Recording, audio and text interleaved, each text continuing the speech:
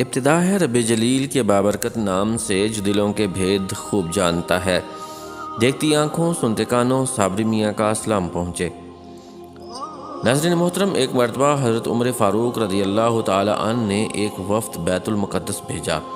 وہ وفد کوئی عام آدمیوں کا نہیں بلکہ صحابہ کرام رضوان اللہ تعالی علیہم اجمعین کا وفد تھا۔ یہ وفد بیت المقدس پہنچا۔ یہ اس دور کی بات ہے جب بیت المقدس پر پادریوں کا قبضہ تھا۔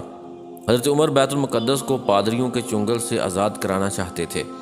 صحابہ کرام رضوان اللہ تعالی علیہم اجمعین نے پادریوں سے کہا کہ ہم امیر المومنین حضرت عمر فاروق رضی اللہ تعالی عنہ کی جانب سے یہ پیغام لائے ہیں کہ تم لوگ جنگ کے لیے تیار ہو جاؤ۔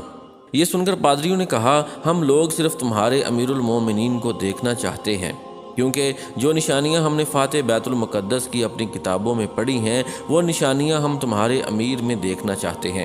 اگر وہ نشانیاں تمہارے امیر میں موجود ہوئیں تو ہم بغیر جنگ و جدل کے بیت المقدس تمہارے حوالے کر دیں گے۔ یہ سن کر مسلمانوں کا یہ وفد حضرت عمر فاروق رضی اللہ تعالیٰ عنہ کی خدمت میں حاضر ہوا اور سارا ماجرا آپ رضی اللہ تعالیٰ عنہ کو سنایا۔ امیر المومنین حضرت عمر فاروق رضی اللہ تعالیٰ عنہ نے اپنا 70 پیوند سے لبریز جبہ پہنا، امامہ شریف پہنا اور جانے کے لیے تیار ہو گئے۔ سارے صحابہ رضوان اللہ تعالیٰ علیہم اجمعین حضرت عمر فاروق رضی اللہ تعالیٰ عنہ سے عرض کرنے لگے، حضور وہاں بڑے بڑے لوگ ہوں گے، بڑے بڑے پادری ہوں گے، آپ رضی اللہ تعالیٰ عنہ اچھا اور نیا لباس پہن لیں، ہمارے بیت المال میں کوئی کمی نہیں۔ انسانی فطرت کا بھی یہی تقاضا ہے کہ جب بندہ کسی بڑی جگہ جاتا ہے تو وہ اچھا لباس پہنتا ہے تاکہ اس کا وقار بلند ہو۔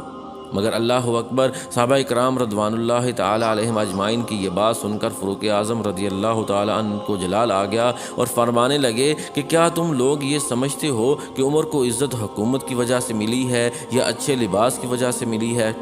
نہیں، عمر کو عزت حضور صلی اللہ علیہ وآلہ وسلم کی غلامی کی وجہ سے ملی ہے۔ آپ رضی اللہ تعالیٰ عنہ فوراً سواری تیار کر کے روانہ ہو گئے۔ جیسے ہی آپ رضی اللہ تعالیٰ عنہ بیت المقدس پہنچے تو حضرت عمر فاروق رضی اللہ تعالیٰ عنہ کا حلیہ مبارک دیکھ کر، سرکار اعظم صلی اللہ علیہ وآلہ وسلم کے غلام کو دیکھ کر پادریوں کی چیخیں نکل گئیں اور حضرت عمر فاروق رضی اللہ تعالیٰ عنہ کے قدموں میں گر پڑے اور ساری بیت المقدس کی چابیاں حضرت عمر رضی اللہ تعالیٰ عنہ کے حوالے کر دیں اور کہنے لگے کہ ہمیں آپ سے جنگ نہیں کرنی، کیونکہ ہم نے جو حلیہ فاتح بیت المقدس کا کتاب میں پڑھا ہے یہ وہی حلیہ ہے۔ اس طرح بغیر جنگ کے بیت المقدس آزاد ہو گیا۔